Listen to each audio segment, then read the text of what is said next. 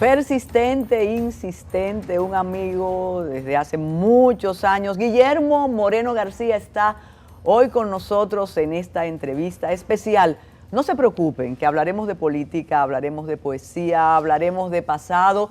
Y yo siempre he dicho que nos perdimos de un gran fiscal, de un gran funcionario público, para ganar un político que intenta e intenta. Sin embargo, la batalla anticorrupción, antiimpunidad, se la ganó un partido del sistema, se la ganó el presidente Abinader y los grupos de la sociedad civil que ya no son apartidistas, Guillermo Moreno García. Lo vamos a tener de nuevo en Alianza País como candidato. Bienvenido, de verdad. En nombre de Yulisa Céspedes y en el mío propio y de toda la administración de este Multimedios.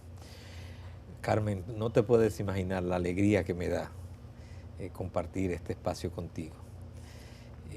Para mí fue una maravillosa sorpresa, aunque estaba preparado para venir con Yulisa, pero cuando me dijeron que eras tú, me alegré muchísimo, porque son muchos años que tenemos conociéndonos y yo admirándote y respetándote. Así que me siento no fue una emboscada. Me siento muy bien, muy bien, muy bien. Guillermo, tenemos mucho tiempo mirándote, leyéndote, pasar por periodos electorales no exitosos. Te decía en otras reuniones que hemos tenido que lamenté que te sumaras y te aliaras con otros grupos y no intentaras con el discurso de no a la impunidad, más que no a la corrupción, a propósito de tus 2 recopilaciones de artículos que se presentaron esta semana, y que eso quizás te restó músculo frente a una comunidad que sí te ha seguido precisamente por el discurso. ¿Vas a revisar tu discurso? ¿Vas a optar, qué sé yo, por una senaduría? Bueno, lo primero es que la política es muy compleja y las circunstancias de las elecciones del 2020 la hicieron mucho más compleja que lo normal. Y se creó un escenario bastante adverso. Y en ese contexto, donde había ya una decisión de las grandes mayorías nacionales que mostraban el hartazgo frente a un partido que tenía 5 años, 5 periodos gobernando, frente a esto, la mayoría de la población tomó la decisión de producir, que había que producir una ruptura, un cambio. Y en ese contexto nosotros, digamos que flexibilizamos nuestra política de alianza. De todos modos, Alianza País mantuvo en ese proceso electoral su candidatura presidencial, su discurso propio, independiente, sus planteamientos propios, alternativos, y eso hizo que precisamente pudiéramos, dentro del marasmo de organizaciones políticas, pudiéramos alcanzar una determinada presencia y visibilización en un momento donde todo se había polarizado y donde había una obsesión nacional frente a este partido que había que salir de él. Es en ese contexto que nosotros participamos y por eso te decía que fue un proceso muy complejo. Ahora Alianza País está abocada a también armar una boleta electoral y yo terminaré haciendo lo que finalmente los organismos del partido decidan que es conveniente que hagamos. Nosotros persistimos en que en el país se requiere de una fuerza política como Alianza País, alternativa, que plantee una visión, una práctica de la política, un ejercicio del poder diferente a lo que hemos tenido y a lo que nos han dado los partidos tradicionales. Guillermo, algunos cercanos a Alianza País, una organización que, reitero, concitó la simpatía de sectores importantes hace un tiempo, te imputan intolerancia en la administración de la organización, dicen que primero Guillermo, después Guillermo y siempre Guillermo. Hubo un punto luminoso en Alianza País cuando se aliaron con Opción Democrática, pero parece que hubo también ahí choque de temperamentos. Los alternativos parece que son intolerantes. ¿Tú puedes explicar esa percepción que se tiene de tu manejo de la organización afuera? Eso es una leyenda urbana. Tú me conoces y tú sabes que yo no soy una persona intolerante ni nada parecido. Lo que sí tal vez la gente puede malinterpretar es que trato de ser muy estricto en el respeto de lo que son las normas y de lo que son las responsabilidades. Sobre todo porque yo vengo de una visión, de una práctica en la cual nosotros vamos a la política para transformar esta sociedad, para transformar todas estas cosas que hemos heredado y que tenemos que cambiar. Y para eso no pueden ser personas irresponsables, tienen que ser personas, ciudadanos, con un alto sentido de lo que son sus obligaciones como ciudadanos, pero también sus obligaciones si tienen una función pública. Es decir, en alguna forma, los partidos tienen que jugar un papel como si fuera una especie de escuela de formación política, en la cual, en alguna medida, es una especie de premonición, el comportamiento y la práctica en el partido de lo que va a hacer desde el Estado. Imaginémonos un partido donde lo que funciona es el clientelismo, donde nadie responde por una tarea que fue encomendada, donde si la reunión es a las 8 empieza a las 10, donde las cosas se hacen a ver. Entonces, ¿qué va a pasar con esas personas cuando tengan funciones públicas? Van entonces a reproducir eso en un nivel no ya del partido, sino del Estado y frente a la sociedad. Entonces, nosotros sí exigimos, y en eso digamos que soy persistente, que el partido tiene que tener una disciplina, claro, una disciplina racional. No se trata de, una cosa es disciplina y otra cosa es autoritarismo. Las decisiones tienen que discutirse. Incluso nosotros somos el único partido que en sus estatutos dice, en sus normas, que cuando hay un planteamiento debe buscarse primero consensuar las posiciones en lo que haya contradicciones. Y solo cuando no sea posible el consenso, entonces debe pasarse a la votación para ver cuál es la posición mayoritaria. También dicen los estatutos, inmediatamente se toma la decisión, sea por consenso o sea por una decisión mayoritaria, todo el conjunto del equipo entonces se suma a la ejecución de la tarea aprobada por la mayoría o aprobada por consenso. Lo que pasa es que en el país confunden muchas veces ser respetuoso de las normas, someterse al cumplimiento de la ley o de la norma, con que eso es otra cosa. Y le pueden llamar autoritarismo, le pueden llamar intolerancia, no.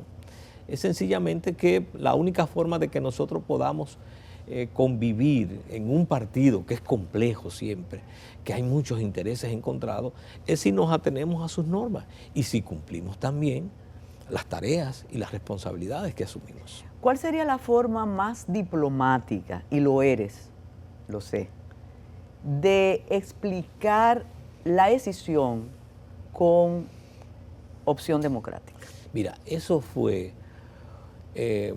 un divorcio. ¿Amores contrariados? No, eso fue un divorcio por incompatibilidad de caracteres llevado por mutuo consentimiento.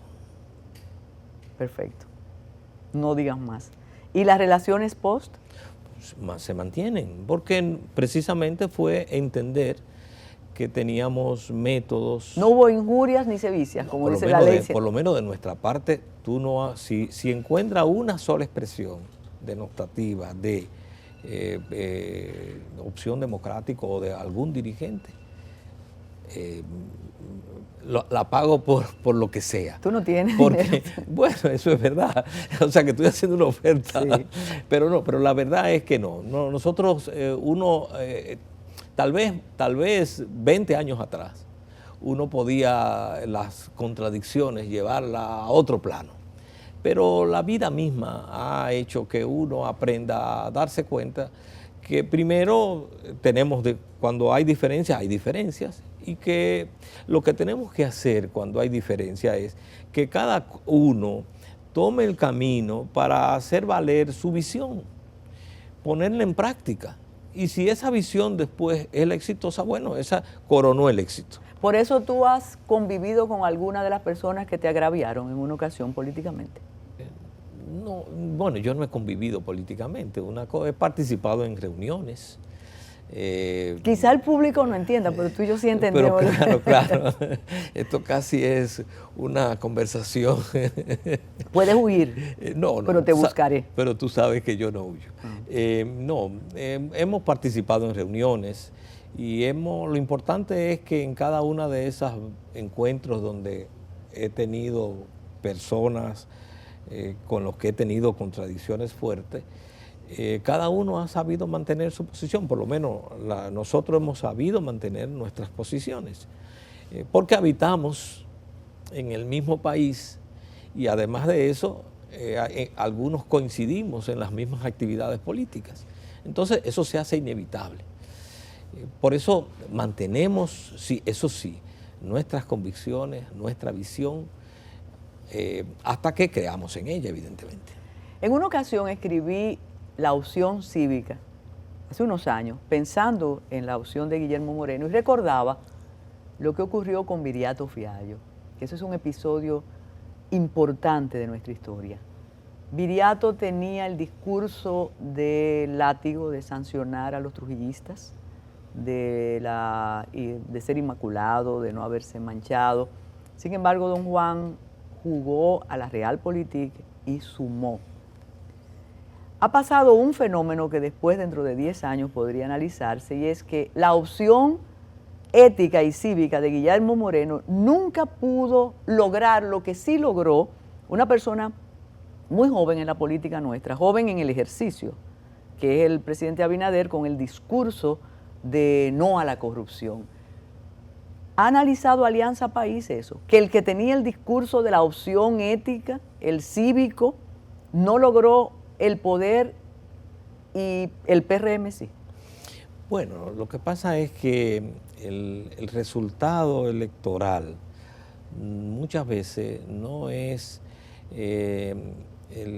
lo que explica y hasta no es lo que determina tu acción política. Porque en el caso nuestro, nosotros levantamos ese discurso ético porque precisamente estábamos frente a gobiernos medularmente corruptos. Y pienso que jugamos el papel, no exclusivamente, porque había muchos otros sectores, pero jugamos el papel de llamar la atención y de hacer conciencia en una parte de la sociedad de que había la necesidad de enfrentar la corrupción y acabar con la impunidad. Luego se dieron otras circunstancias y esas otras circunstancias fueron aprovechadas en este caso por ese partido y ese liderazgo. Partido que evidentemente se colocó en el escenario electoral en condiciones en las que no estaba Alianza, porque ese partido en realidad era el PRD con otro nombre en cuanto a su membresía, a su estructura, a su tradición y además los recursos que manejaba esa estructura, los que le apoyaban, los sectores económicos que le apoyaban, le dieron una dimensión que en política es crucial, cosa que no tenía Alianza. Pero eso bajo ninguna circunstancia nos aminoró en cuanto a mantener el discurso y a persistir en la necesidad de que la corrupción era un cáncer que había que extirpar en la sociedad, que había que enfrentar y que había que extirpar. y que ese cáncer estaba haciendo metástasis en los poderes públicos, en la propia convivencia social, en los derechos fundamentales, porque la corrupción afecta el derecho a tener una educación de calidad, el derecho a tener el derecho a la salud, a la seguridad social, el derecho a la seguridad pública. Entonces, no se trataba solo el hecho de que se estaban robando 100 o 200 pesos, era el impacto social que tenía y que tiene la corrupción sobre todo el conglomerado social y sobre todo el desenvolvimiento de la sociedad. Pero le quitaron el discurso, porque además usted nunca ha denunciado ningún acto ilícito de esta administración. Si lees mi libro y si lees mis artículos, verás que está agendado cada acto de corrupción que se ha denunciado. Desde el caso de Kimberly, pasando por cada uno, y lo he ido señalando uno por uno.